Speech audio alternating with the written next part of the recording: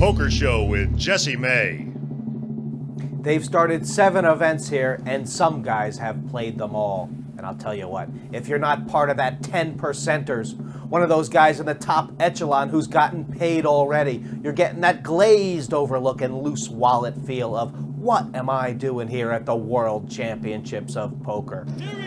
Wednesday was the rebuy event, the $1,000 no-limit hold'em. And have you ever wanted to know how many $100 bills are in 1.4 million? You could have watched the bagmen running those chips and bills all over the place as it was rebuy. $2 million in the prize pool. That's a record for a no-limit hold'em event, $1,000 in my book. But this is the World Series of Poker, and you're watching The Poker Show.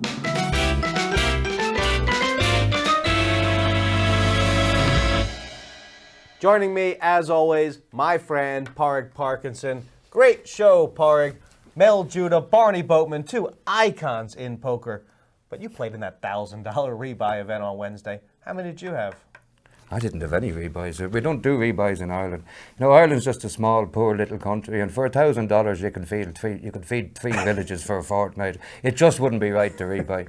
But I did get a $1,000 story. I was sitting in the chair in the one seat right beside the dealer, and I met this real nice guy, Mike, who used to deal in Atlantic City, and he remembered you, Jesse. Mike, of course, great guy, fantastic dealer, good fella. Well, I'm glad you think that, because I had to ask him. I said, when Jesse played in Atlantic City, when he played big limits, I said, how well did he play? And he said, well, I'll put it to you this way, he writes way better than he played. Never liked that guy. No, me neither. Well, been a lot of rumors flying around, Padraig. You know, there's some panicking going on. People are saying, is the main event filled up? Are they going to add maybe a 4th day? We went straight to the source and found out from a tournament director what is the real story. That decision has not been made. Our schedule is to go with 6,600 players maximum, which is going to be very difficult to reach that number. We may. If we get to that point, we may have to alter our plans, but to this point we haven't gotten there, so we will not change our plans.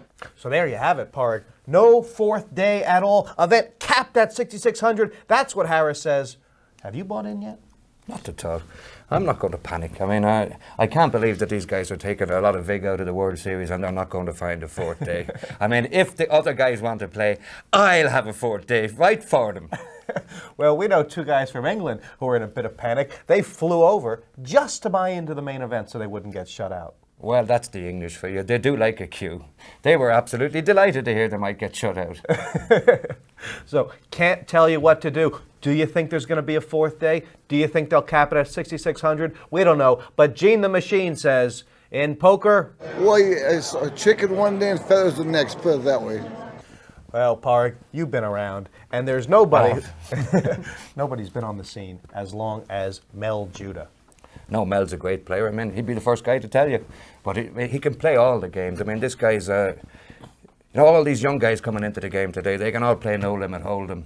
And they can play it really well. They play it too well for me. But this guy, Mel Judah, he's been all over the place. He plays all the games. He's not a bad no-limit hold'em player, but he can play the 7 stud, the high-low. I mean, just he turns up, whatever the tournament is, he plays it. I mean, he's a very, very strong player. Yeah, he's won World Series of Poker bracelets with WP titles in different disciplines. But the discipline he's best at is telling bad beat stories. Now, if you want to hear a good bad beat story, ask Mel.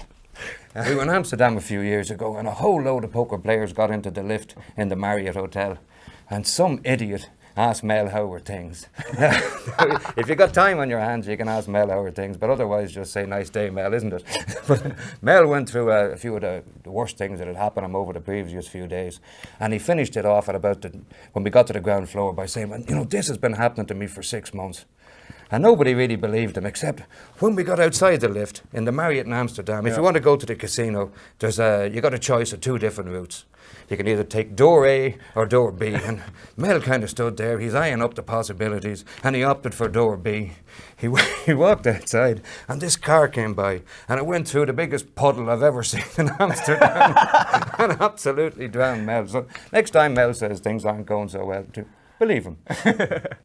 It's a pleasure to welcome our first guest. He plays every game and plays them well. 2 World Series of Poker bracelets, 3rd in the main event, the World Championships in 1997, a WPT title, plus many more.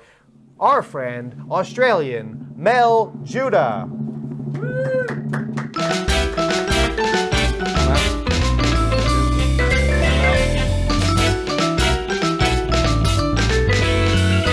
Mel, 2 World Series of poker bracelets, but there was one that got away in 1990, wasn't there? There was one, yes.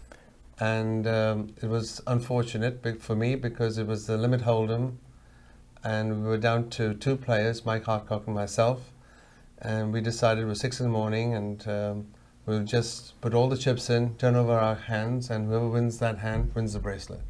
It's probably never been done before or since. I mean, was it because you'd already won a bracelet, or you just didn't realize? We both won a bracelet each at the time, and we probably didn't think much of it. And you're talking about you never won.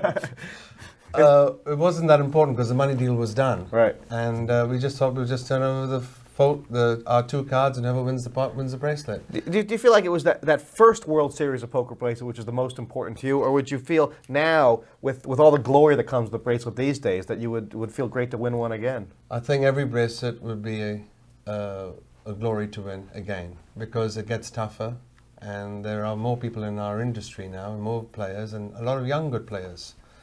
And they see all that on TV, how the hands are played and what moves players make. So our job is to find other ways of trying to achieve our goal without giving too much away. And unfortunately, we can't do that anymore because we're always on television. Let's talk 1997. You were a hair's breadth away from winning the World Series. Stu Ungar won it that year, or were you? How dominating was he? Did you have a chance there? Yeah, I must say he's probably the best player I've seen in No Limit. I was very fortunate to be on the same table as him in the Fremont Experience. He never really made a mistake right through the whole tournament. He outplayed his opponents nearly every hand, although he got lucky on the last hand against John Strepp. I think he was thinking 2 moves ahead. That's what it looked like to me. And that worked. So he knew what he was going to do before the cards were even being dealt.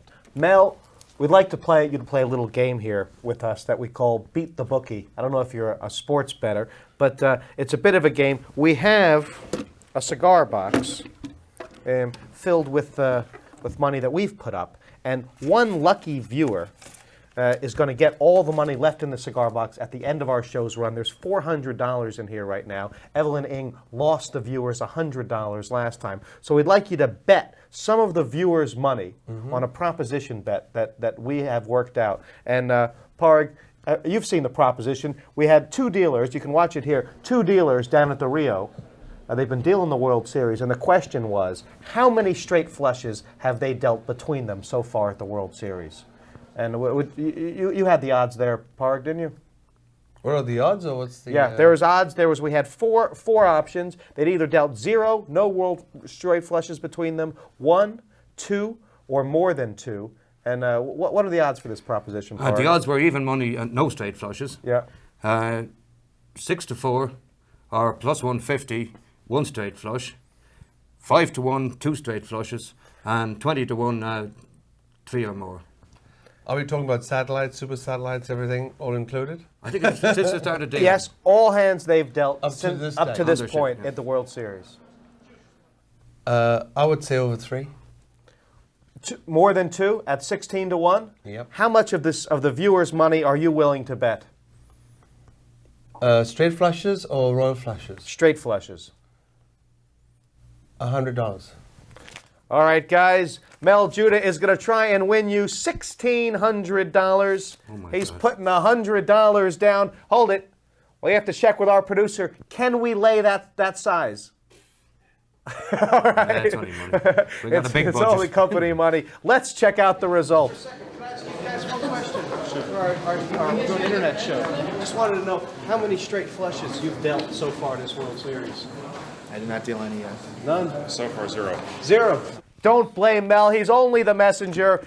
This is the first bad decision Mel Judah's made in this World Series. This box is there. Well, $100. Sorry, guys, only $300 left, but I'm sure we'll get some money in there. It was a trick question, by the way. It was a trick answer. Yeah. Well, we've got a lot of stuff coming up for you, but we were so overwhelmed the last show with the response to Mike Sexton talking about Stu Ungar. We thought we'd give you some more. Here is one of the greats talking about one of the greatest. Well, Stu Ungar was such a character. He was the quickest-witted guy that I've ever met in my lifetime. Really a genius IQ person, photographic memory. The guy was brilliant, really. It was very sad, really, that he lacked a formal education. But really he had a genius IQ and was just brilliant, Photographic memory. I mean, he bet Bob Stupek one time that he would go through 2 decks of cards, and the last card that turned up, Stewie could identify it. So all these guys gathered around, and there Stewie goes, bam, they're dealing off the cards one at a time. They go through 2 decks. Stewie sits there. I think it's a 10 of diamonds. Turned up 10 of diamonds was the last card off. I mean, now this is unbelievable. That's why he got barred from playing blackjack everywhere. And, he was just that good at memorizing cards, and he was a genius. Of course, Gin Rummy was his best game.